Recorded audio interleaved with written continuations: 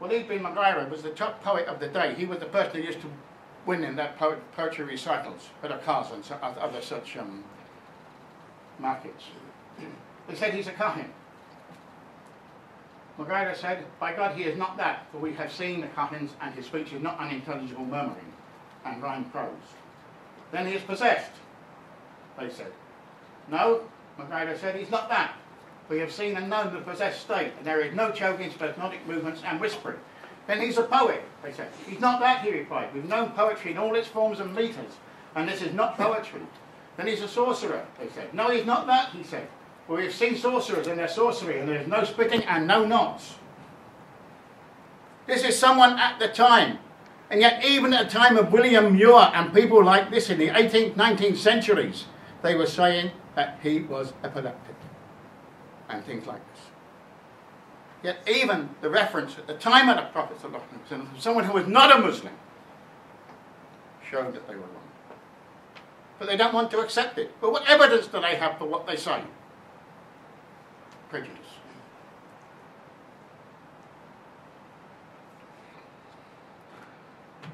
Now we come to Muslims as the other and non-Muslims, the majority. For most of humanity, there's two worldviews. There's the Western liberal view, which is based on ideas, culture and civilization, and there's the Islamic worldview, which is based on revelation given by Allah, God. Both of us believe our view is the best for humanity.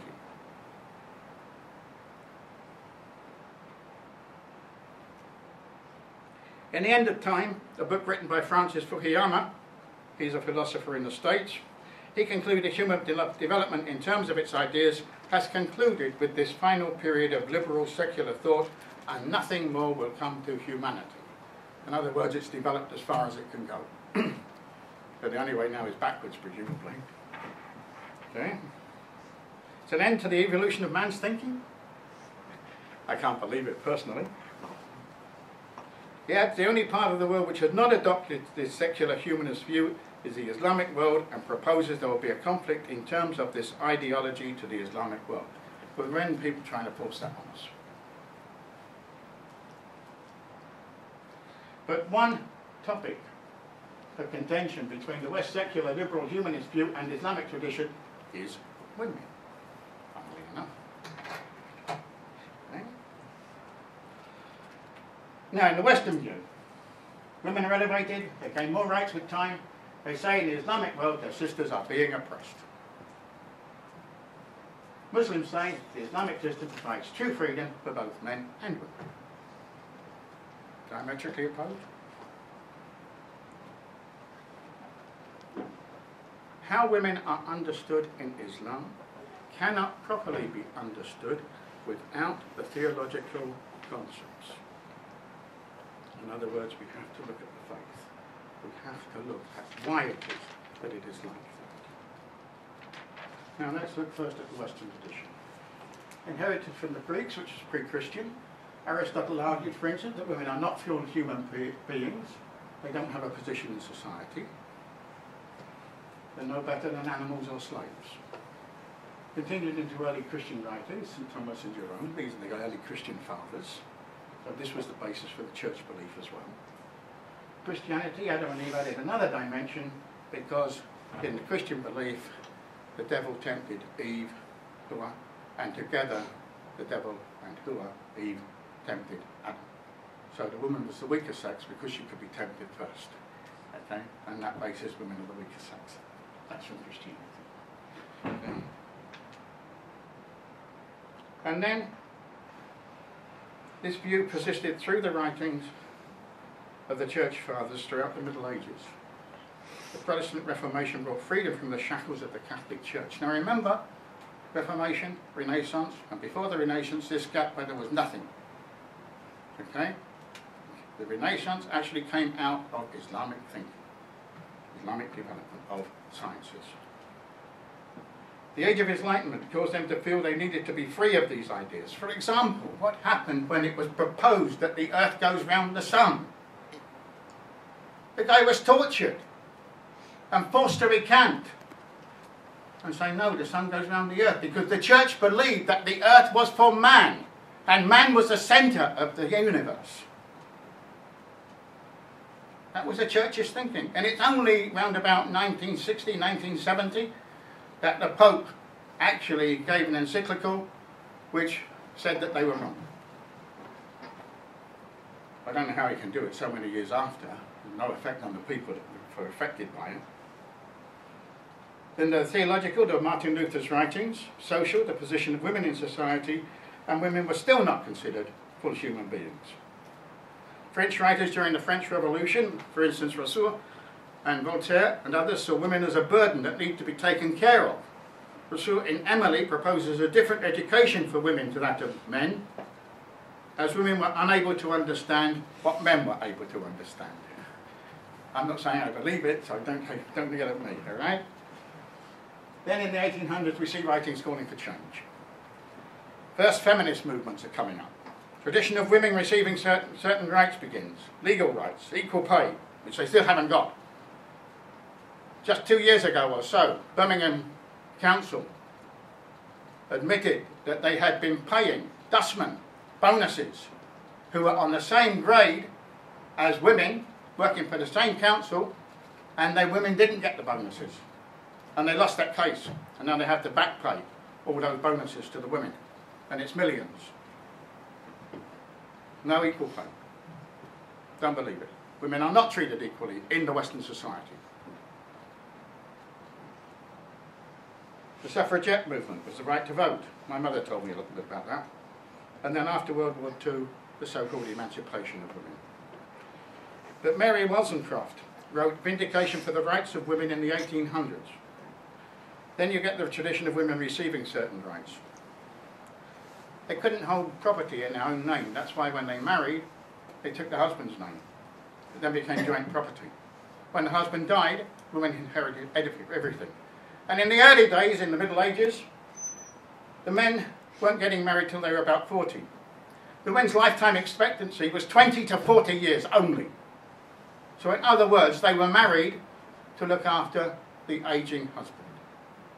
And only when the husband died were they free. They had his wealth, they had children, they had position. That was their position. Then we had the Industrial Revolution. Women forced to labour. The call for equal pay, and as I said, even that's still not universally admitted in this country. Then we got the emancipation of women after World War II, a new movement. Legal rights, moral rights, greater sexual freedom for men and women alike. But why only rights? Why not obligations? In Islam, whenever we talk about rights, there's corresponding obligations. Husband's rights, women's obligations.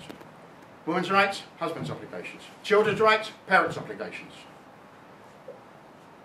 Children's obligations, parents' rights. Citizens' obligations, states' rights. Or rulers' rights. The ruler's obligation, the citizens' rights. Security, education, health. Everywhere in Islam, it's obligations and rights. But in the West, my rights, your rights, anyone's rights, but no one's obligations. Why not? Why not? And what are we as Muslims doing about it when we know better? Nothing at all. We just want to sleep, don't we? So easy to put our feet up and do nothing. When will we wake up? When we realise that we have an obligation to society, not just Muslim society. The nation has been raised up to be an example to all nations.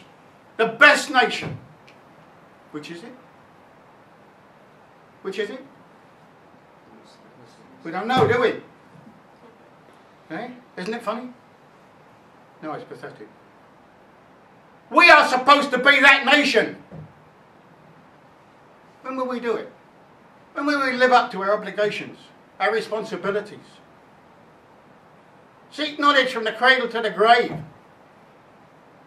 What sort of knowledge?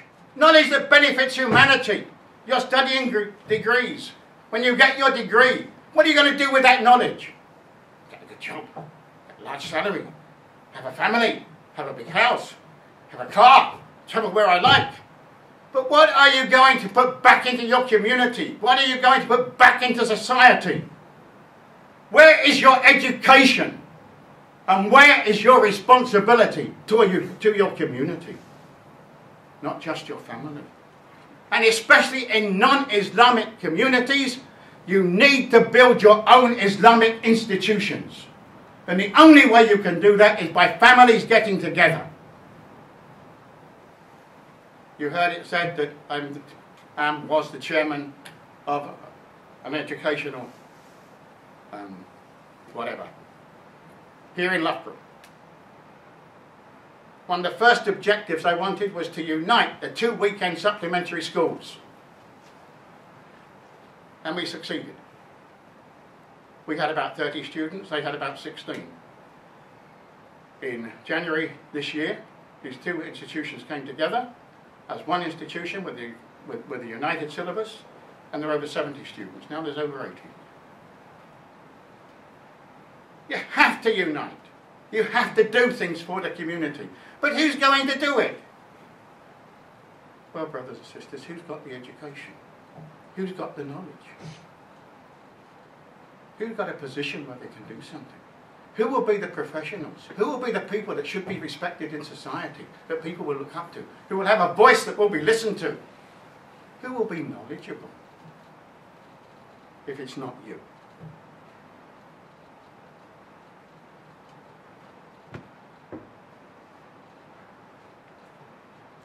The 1990s prevalent argument in the West discussed gender, not sex.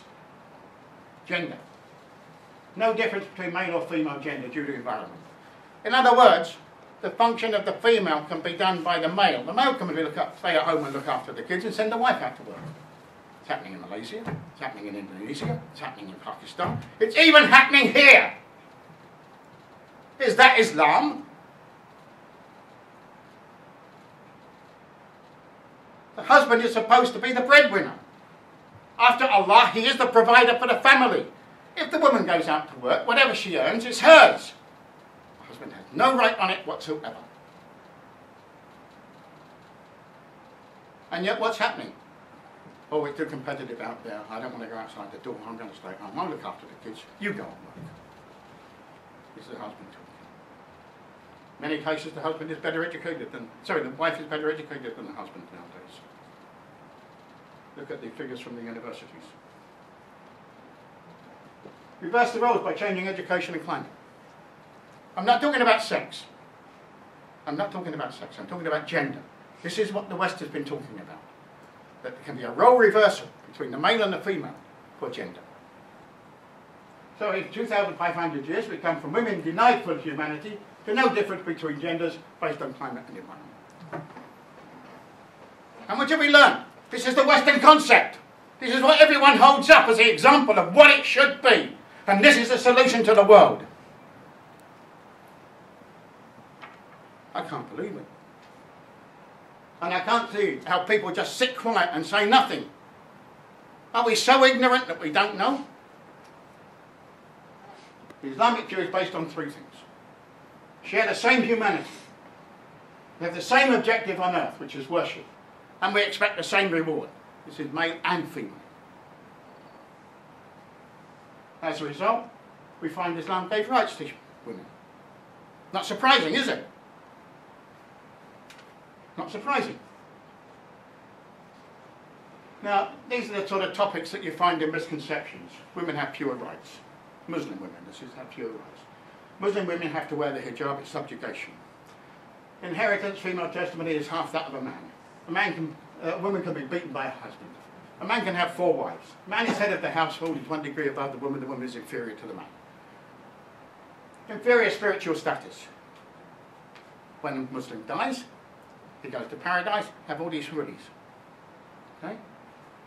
I'll tell you about that later. Married to a young girl. Interfaith marriages and cultural distortions. Okay? These are the sort of misconceptions that we have to deal with.